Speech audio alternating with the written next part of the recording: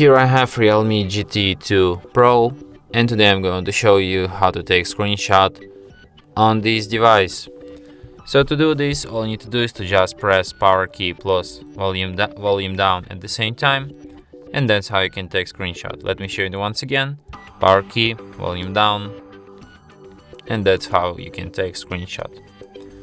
So you can find your screenshots by going to the gallery and to the screenshots album, and here they are.